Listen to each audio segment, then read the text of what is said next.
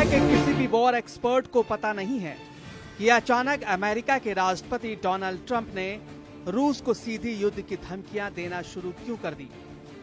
क्या राष्ट्रपति पुतिन राष्ट्रपति ट्रंप के जंगी ट्रैप में फंस चुके हैं या फिर ट्रंप यूरोप में अमेरिका के खिलाफ शुरू हुई बगावत से घबरा गए हैं। क्या अमेरिका को एहसास हो गया है कि क्या रूस यूक्रेन के साथ साथ यूरोप और नेटो के कम से कम 6 देशों पर हमला करना चाहता है। हम आपको दिखाने जा रहे हैं जो ट्रंप 300 घंटे पहले पुतिन की जमकर तारीफें कर रहे थे और जेलेंस्की पर बुरी तरह भड़क रहे थे। वो ट्रंप अब कह रहे हैं कि पुतिन के रूस ने पिछले 12 घंटों में इतने भयानक हमले यूक्रेन पर किए हैं जिन्हें जरा भी अनदेखी नहीं किया जा सकता।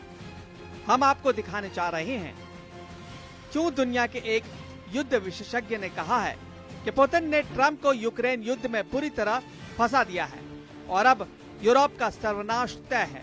रूस के खिलाफ राष्ट्रपति ट्रंप ने अचानक पलटी क्यों मारी, जरा इसे भी समझ लीजिए।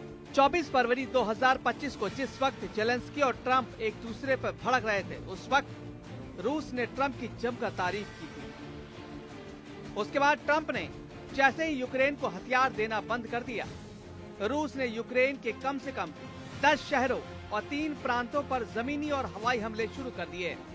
रूसी सेना के घातक हमलों ने यूक्रेन की चीखें निकाल दी। रूस के कम से कम 80 से ज्यादा फाइटर जेट, 12 बॉम्बर्स ने यूक्रेन के पावर स्टेशन, गैस प्लांट, हथियार डिपो को तबाह कर दिया। मरते यूक्रेन की हालत देखकर पूरा यूरोप यूक्रेन के साथ खड़ा हो गया। अमेरिका और हंगरी को छोड़कर नेटो के 30 देश और हंगरी को छोड़कर यूरोपियन यूनियन के 26 देशों ने सीधा ऐलान कर दिया कि हम अमेरिका के बिना ही यूक्रेन को रूस के हमलों से बचाएंगे।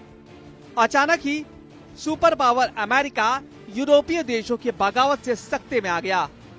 फ्रांस के राष्ट्रपति मैक्रो ने तो साफ कह दिया है कि वो अमेरिका के बिना ही पूरे यूरोप में फ्रांस के परमाणु हथियार तैनात कर देंगे। फ्रांस के इस ऐलान से अमेरिका बैकफुट पर आ गया है। उसे लग रहा था कि यूरोपीय देश अमेरिका के बिना रूस के खिलाफ एकजुट नहीं हो पाएंगे। वहीं दूसरी तरफ पोलैंड के प्रधानमंत्री डोनाल्ड टस्क अमेरिका को औकात दिखाते हुए कहा कि यूरोप के देश अपने दम पर रूस को जंग हरा देंगे और यूक्रेन को युद्ध किसी भी कीमत पर हारने नहीं देंगे। जबकि ब्रिटेन के प्रधानमंत्री कीर स्टारमर ने अमेरिका पर भड़कते हुए कहा था कि हम अमेरिका के बिना भी यूक्रेन का जंग में साथ देंगे। इसके अलावा लंदन में हुई यूरोपीय यूनियन की मीटिंग में परमाणु तैयारियों के ऐलान से ट्रंप सख्ते में आ गए। वहीं बेल्जियम की राजधानी ब्रसेल्स में यूरोपियन यूनियन के 27 देशों ने स्काई शील्ड के तहत रूस के खिलाफ 120 से ज्यादा एडवांस जेट को जंग में उतारने का ऐलान कर दिया। महज 300 घंटे के अंदर ही ट्रंप को एहसास हो गया कि अगर अमेरिका की मदद के बिना रूस के खिलाफ पूरा यूरोप हमला करने लगा तो अमेरिका की ताकत दुनिया के सामने कुछ नहीं रह जाएगी। इसलिए अब ट्रंप गिरगिट की तरह रंग बदलते हुए पुतिन को धमकी दी है कि अगर रूस ने जल्दी यूक्रेन के साथ युद्ध विराम नहीं किया तो फिर अमेरिका रूस पर जबरदस्त पलटवार करेगा।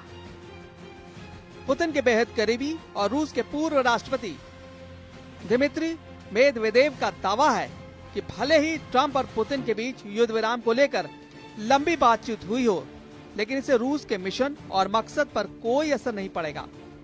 सख्ता तेवरों के साथ पुतिन के करीबी दिमित्री मेदवेदेव ने जो ताजा दावे और बयान दिए हैं, उसने राष्ट्रपति ट्रंप को साफ संदेश दे दिया है कि रूस झुकने वाला नहीं है, न ही यूक्रेन की कब्जा की गई जमीन को रूस छोड़ने वाला है।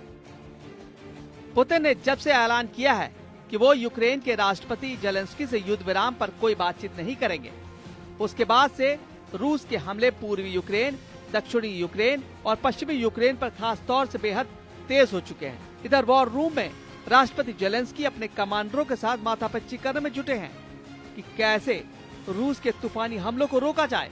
हालात ये है कि पूरी यूक्रेन के बहुत बड़े इलाके में यूक्रेनी नागरिक भाग खड़े हुए हैं।